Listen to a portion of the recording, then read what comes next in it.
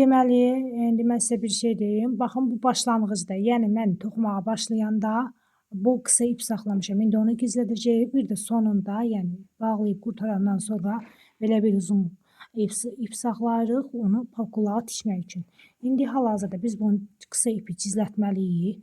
Bunu deməli papağın qulağın tərs üzündən, yəni içəridə qalan hissəsində gizlədirik ki, bilinməsin. Sonra artıq qalan ipi də qayçı ilə kəsirik. Bu qaydada. Deməli, nə edirik? İynəni sapladım. Qulağı ortadan qatlayıram. Qulağın ölçülərini mən zaten videoda demişdim. Yenə də deyim. Qulağı mən 6 ədəddən eləyə bilirik, 8 ədəddən də eləyə bilərik. Papağın qulağı çox böyük olmamalı. Sonra bunu büzmə şəklində, yəni köçləmə tikişi ilə qaydada büzmək üçün iynəni keçiririk köçləmə şəklində. Sonra bu qaydada sıxırıq. Papağı elə götürürük ki, ya tam ortada olmasın, ya da çox qırağa düşməsin. Bu qaydada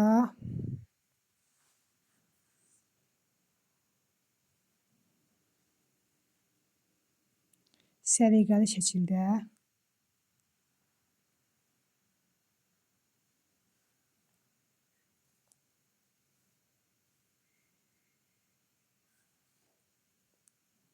tikirik. Digər qulağı da eyni qaydada, amma ki elə olsun ki, yəni çox nə aralı olmasın, biri əyri-üyrü olmasın da, yəni hər ikisi eyni istiqamətdə, eyni tərəfdən, yəni bərabər şəkildə tikilsin ki, biri aşağıda, biri yuxarıda və yaxud da biri arxada, biri qabaqda, öndə durmasın. Yəni hər ikisi standart şəkildə dursun. Bu qaydada tikib içəridən düyün atırıq ki, qulaq sökülməsin.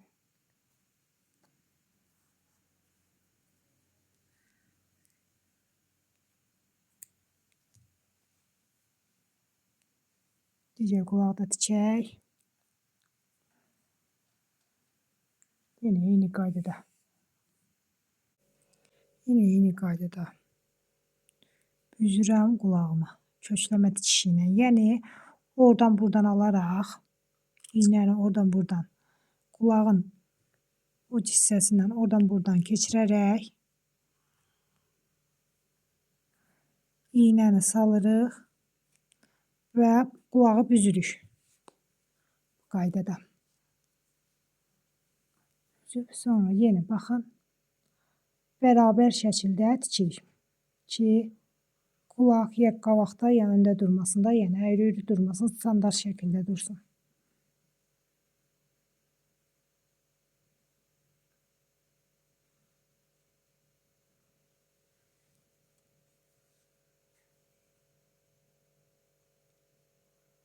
Tikəndə də elə tikək ki, büzülsün də, yəni.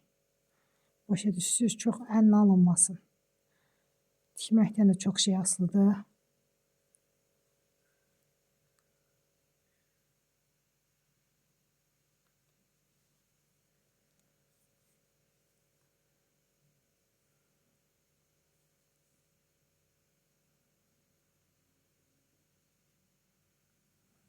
Bu qaydada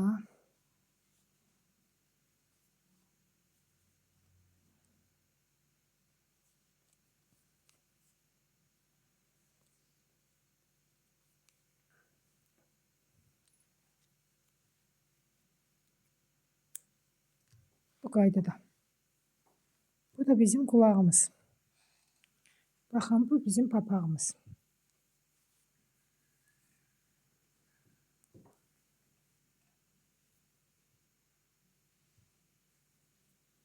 Bu qaydada.